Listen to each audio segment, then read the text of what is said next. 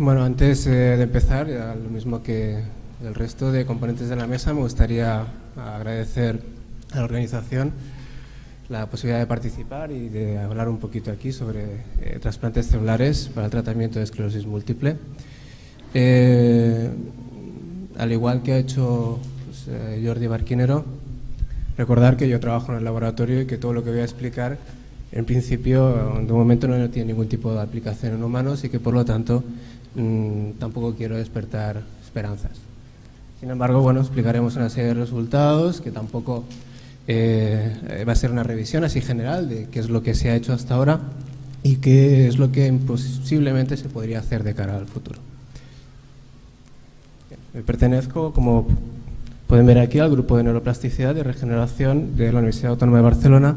y trabajo en colaboración con el doctor Xavier Navarro. Bueno, como ya se ha descrito, la esclerosis múltiple es una enfermedad autoinmune, crónica, desmielinizante y que a largo plazo, pues, como causas comunes, se genera una serie de focos dispersos de desmielinización, una pérdida axonal y una reactividad glial que es deletérea de cara al progreso de la enfermedad. Ante esto hay dos tipos de acciones que se pueden tomar. Una es de la que ya se ha hablado anteriormente, que son estrategias que permitan un poquito tratar de enlentecer o parar el proceso de la enfermedad, serían estrategias neuroprotectoras o inmunomoduladoras, y otras que estarían dedicadas o dirigidas a tratar de regenerar el tejido perdido o lesionado y por tanto estarían buscando la remielinización o la regeneración. También se ha citado de manera muy sucinta que sobre todo en las etapas iniciales de la enfermedad hay un proceso de remielinización espontáneo, el cual está basado en el reclutamiento de progenitores endógenos que en respuesta a la lesión migran a la zona donde se está produciendo la inflamación y a través de un proceso de diferenciación y maduración se vuelven a generar oligodendrocitos que generan nuevas vainas de mielina y permiten, por tanto, la restitución funcional. Sin embargo, a medida que esta enfermedad pues, va evolucionando, este proceso cada vez es menos eficaz y se han observado pacientes donde el fallo se puede hallar a cualquiera de los diferentes niveles. Bien a nivel del reclutamiento, lo cual se ha podido atribuir o se atribuye parcialmente a la formación de cicatrices gliales o células gliales que actuarían como barrera para evitar la entrada de esos progenitores, o a nivel a veces hay pacientes donde se observa realmente una infiltración de progenitores, como sería el caso de la foto. Se puede ver un progenitor en verde que está rodeado de axones desnudos, pero que no tiene la capacidad de diferenciarse y acabar generando oligodendrocitos y nuevas vainas de mielina. Las causas no se conocen, como sucede para muchas cosas en esta enfermedad, pero se hipotetiza que puede estar dentro de una pérdida de precursores, así como una pobre capacidad de estas células para diferenciarse o responder a las señales generadas tras la desmielinización, así como la expresión en el entorno de señales que inhiben la remielinización de esos progenitores que han llegado a la zona de lesión, o una migración limitada, como hemos dicho anteriormente, por una cicatriz glial, o bien simplemente la pérdida de axones y por lo tanto no hay absolutamente nada que remielinizar. Ante esto, una alternativa la constituyen los trasplantes celulares con el objetivo de tratar de remielinizar o de promover la regeneración axonal. Me centraré sobre todo en el tema de remielinización, pero bueno, estas células, además de remielinizar, también expresan toda una serie de factores que promueven la neuroprotección y regeneración de las neuronas lesionadas o circundantes. En la primera aproximación, y que bueno, pues es la que se ha estado practicando durante los últimos posiblemente 20 años, ha sido el trasplante de células mielinizantes, donde podemos encontrar precursores de oligodendrocitos maduros, células de Schwann y células de glía envolvente. En el proceso de diferenciación de las células oligodendrogliales, como para cualquier tipo celular, hay toda una serie de estadios de diferenciación, desde el progenitor más desdiferenciado hasta el oligodendrocito más maduro, y que cada uno de ellos pues, tiene una serie de propiedades, donde los primeros tienen una mayor capacidad de migración y proliferación, mientras que el proceso de mielinización se daría en las últimas etapas o del oligodendrocito maduro. En los primeros estudios se utilizaron oligodendrocitos maduros o en la etapa inmediatamente anterior, inmaduros, pues estas células tienen una muy baja capacidad de supervivencia, así como de remielinización después de la lesión. Por ello, los siguientes estudios se han centrado más en la utilización de progenitores, los cuales migran mucho más que los adultos maduros y además, una vez diferenciados, permiten la remielinización de los axones desnudos. Un estudio interesante publicado el año pasado es el que ha obtenido precursores de oligodendrocitos a partir de cerebros de fetos humanos de 21 a 23 semanas o también de cerebro adulto humano a partir de lobotomías temporales, las cuales, de la zona subcortical, las cuales pueden ser seleccionadas de todo el pool o conjunto de células que se obtienen y tras un cultivo breve de 1 a 7 días se trasplantaron en el cuerpo calloso de ratones Schieberer, que es un modelo genético deficiente en mielinización que sirve para demostrar la capacidad de las células para diferenciarse en oligodendrocitos y remielinizar. Bien, los resultados para las células fetales pues fueron que estas células tienen una capacidad de migración bastante elevada desde el punto de inyección, que se diferencian en el tipo glial mayoritario de la zona a la cual llegan, así en el cuerpo calloso se diferencian sobre todo en oligodendrocitos, mientras que en el estriado se diferencian en astrocitos. Un detalle del cuerpo calloso permite ver que estas células en verde expresan la proteína básica de la mielina, es decir, se diferencian en oligodendrocitos y son capaces de remielinizar axones desnudos. Cuando se hizo el mismo estudio con precursores adultos, se observó exactamente el mismo tipo de comportamiento con alguna diferencia. Los precursores adultos tienen una menor capacidad de migración y de proliferación que los fetales, pero a diferencia de los fetales, remielinizan mucho antes esos axones, ¿vale? Están como más diferenciados, están más cerca. Y además, cada una de esas células mieliniza un número de axones mayor que las fetales, con lo cual tiene ciertas ventajas que compensan por la falta de proliferación. Sin embargo, esta estrategia tiene una serie de problemas. El primero sería, evidentemente, problemas éticos para disponer de células precursoras a partir de fetos humanos. El segundo sería una disponibilidad limitada en el caso de los adultos. No es fácil obtener tejido cerebral. La capacidad de migración de estos precursores se halla limitada al punto de trasplante, por lo tanto, simplemente solo son efectivas en las áreas circundantes al trasplante y evidentemente si se utilizan células de una fuente heteróloga que no son del propio paciente puede haber un problema de rechazo futuro y no hay que olvidar que estamos trasplantando oligodendrocitos y que, como ha dicho Jordi Barquinero, si no eliminamos el problema autoinmune pueden ser atacados en futuros brotes y por tanto eliminados también. Una célula alternativa sería la célula de Schwann, la cual es la responsable de la mielinización en el sistema nervioso periférico y puede obtenerse muy fácilmente a partir de biopsias de nervios periféricos que no implicarían unas pérdidas funcionales importantes. Se pueden expandir fácilmente en cultivo, congelarse y autotransplantarse. Estas células se ha observado que son capaces de remielinizar axones del sistema nervioso central a pesar de venir del periférico, pero única y exclusivamente en las áreas circundantes al trasplante y en modelos animales de lesión focal. Es importante destacar que como estas células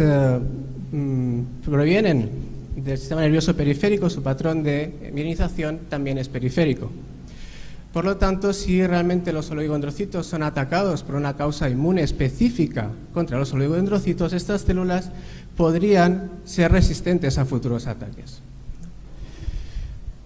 También sé decir que simplemente la validación siempre se hace utilizando células de diferentes especies. Pues se ha comprobado que, independientemente de si provienen de roedores, primates o humanos, todas ellas tienen la capacidad de remielinizar axones del sistema nervioso central.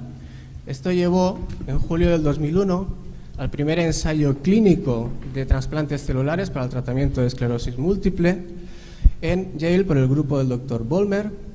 el cual lo que realizó fue un trasplante de células autólogas intracraneales en un único foco desmielinizante para pacientes que presentaban cualquiera de los 3 tipos de esclerosis múltiple. Así, a los 5 meses realizó biopsias y trató de hallar las células trasplantadas y cuál había sido su efecto,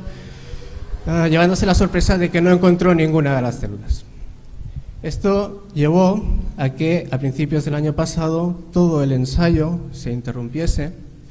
y ha supuesto realmente un duro golpe para todas las estrategias de trasplante celular, porque ha puesto en entredicho experimentos realizados en los últimos 25 años, ¿no? Pero bueno, hay más tipos celulares y por lo tanto la experimentación continúa. Más recientemente ha aparecido un nuevo tipo de célula, que es la célula de glía envolvente. También se conoce de hace tiempo, las cuales se pueden obtener a partir de modo autólogo, a partir de biopsias del bulbo olfatorio, lo cual implicaría única y exclusivamente una pequeña afectación del sentido del olfato del paciente del cual se extrayese el bulbo, o se pueden obtener heterólogas de otras personas a partir de cadáveres que hayan fallecido hasta 24 horas antes. Estas células, al igual que las células de Schwann, se pueden expandir en cultivo, pero de un modo mucho más limitado, y al mismo modo se pueden conservar congeladas hasta el momento que se precisen para ser utilizadas. Una de las ventajas de estas células es que presentan un fenotipo intermedio entre astrocito y célula de Schwann, lo que le da ciertas ventajas, ya que al ser un fenotipo tipo astrocito, tienen mejor capacidad de integración en el sistema nervioso central, que no la célula de Schwann, la cual en ciertas situaciones pues es repelida y echada literalmente del sistema nervioso central.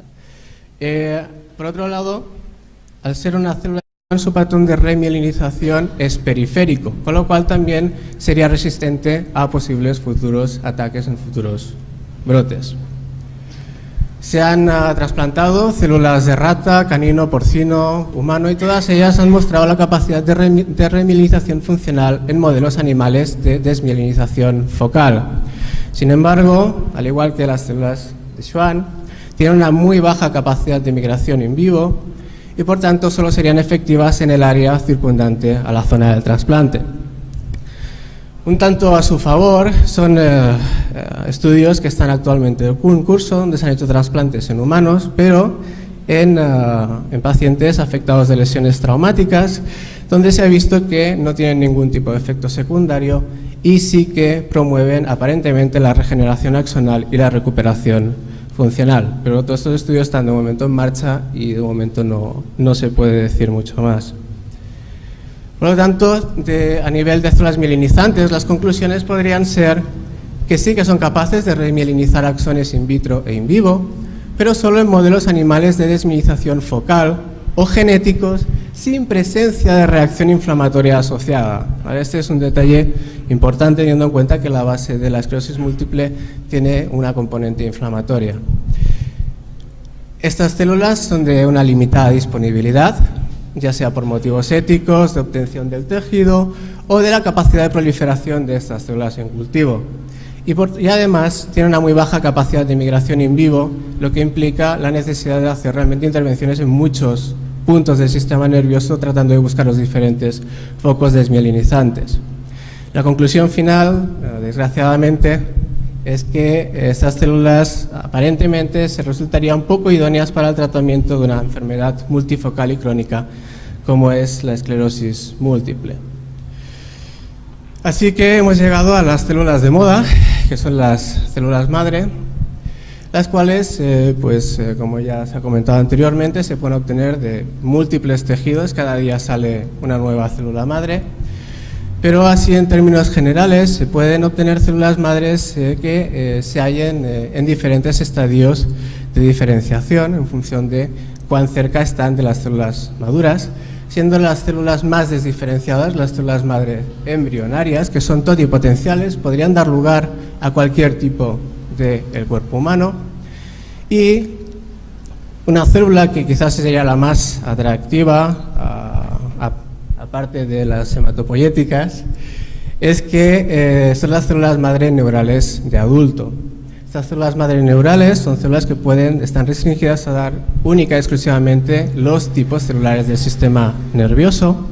y tienen otros niveles de diferenciación, pudiendo encontrar precursores de neuronas, precursores gliales que podrían dar astrocitos o oligodendrocitos, o un precursor exclusivo de astrocito o bien un precursor exclusivo de oligodendrocito. Cualquiera de estas células, a priori, es una célula candidata a ser utilizada en esclerosis múltiple y tratar de conseguir oligodendrocitos que acaben remielinizando los axones desnudos.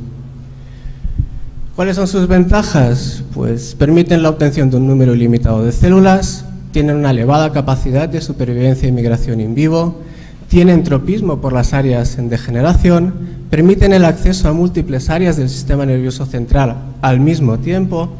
y permiten la manipulación génica, como comentaba Jordi anteriormente, para incrementar sus propiedades o eficiencia terapéutica. Sin embargo, hay muchas cuestiones abiertas aún y son cuestiones muy amplias, como es cuál es la fuente ideal, cuál es el tipo de célula madre a trasplantar, no se sabe aún. ¿Cuál es la mejor ruta de administración de estas células? Y si estas células, una vez trasplantadas, se diferencian en la célula correcta, la deseada, que en este caso sería un oligodendrocito, en un número suficiente y si permanecen durante largo tiempo en el tejido diana, así como si estas células realmente son funcionales. Hay que decir que la mayoría de los estudios que se realizan están basados en marcadores histológicos, pero eso no quiere decir que esa célula realmente sea funcional. Entonces, la primera decisión a tomar sería quizás a nivel en cuanto a las que he planteado, si utilizar una célula madre embrionaria o utilizar una célula madre neural. La célula madre embrionaria es una célula que permite una expansión ilimitada. Todas o prácticamente todas las células madre embrionarias son células madre. Tiene una gran capacidad diferenciadora, es decir, se pueden diferenciar en cualquier tipo celular. Presentan un fenotipo estable en cultivo, por lo tanto no hay problema de mantenerlas de manera sin límite. El problema que sí que tienen es que estas células son tumorígenas o pueden generar tumores cuando están en estado desdiferenciado, lo que significa que si una sola célula de las trasplantadas se queda desdiferenciada puede acabar generando un tumor. No es posible actualmente el trasplante de células autólogas obtenidas del mismo paciente y debido a que se puede diferenciar en cualquier célula del cuerpo humano, también la posibilidad de error de que se diferencie en otra célula diferente al oligodendrocito es mucho mayor.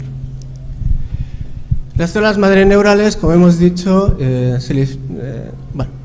esas células madre en principio tienen una expansión mucho más limitada que las células madre embrionarias, pero no por ello realmente esta capacidad es un hándicap. Es una población rara en el adulto, pero cada día se están desarrollando protocolos y procedimientos para purificar y aislar estas células de una manera mucho más eficaz. Su diferenciación es más restringida, como hemos dicho, solo pueden diferenciarse en las condiciones correctas en los tipos celulares del sistema nervioso.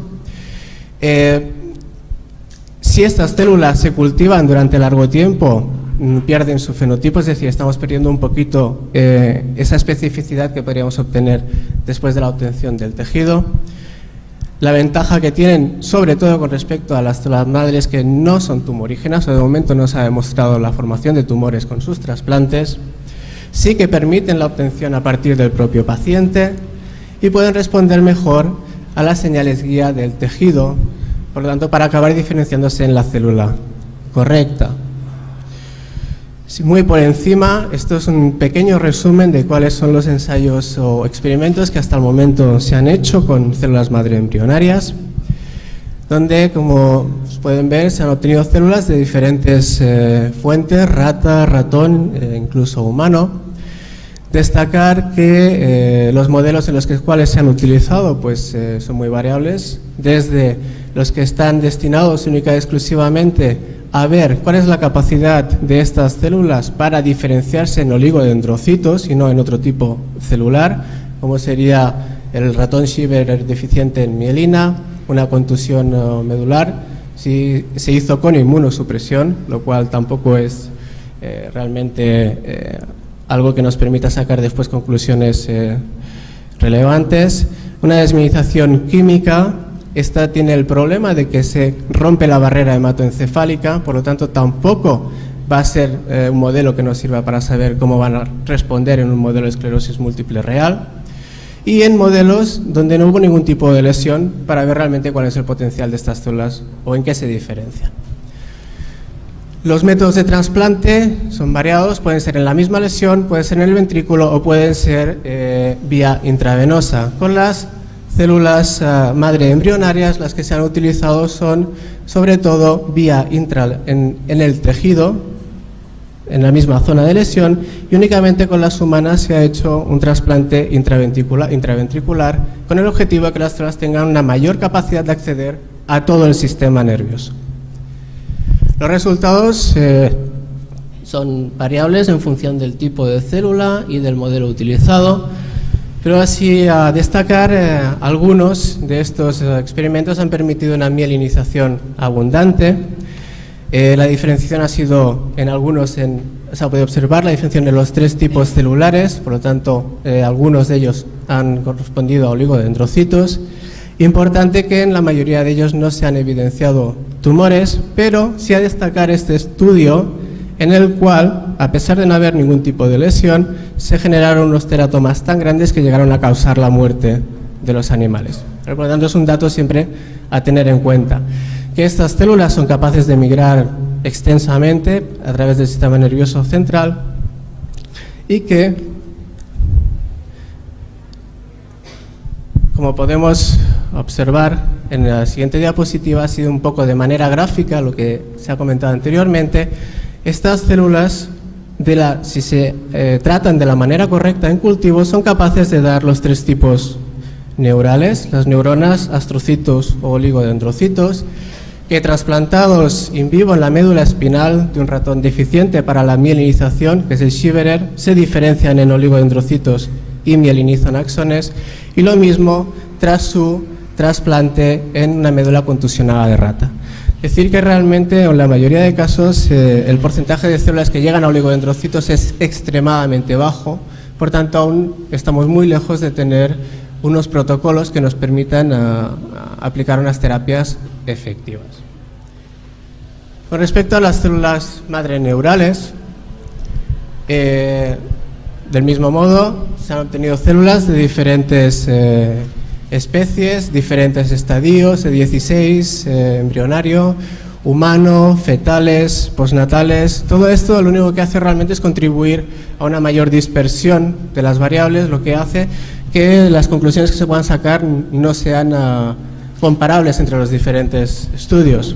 Nuevamente se han aplicado en diferentes modelos, los que están buscando única y exclusivamente ver si estas células se diferencian en oligodendrocitos y remielinizan, o en un modelo que ya se ha hablado anteriormente de encefalomielitis experimental alérgica o EAE.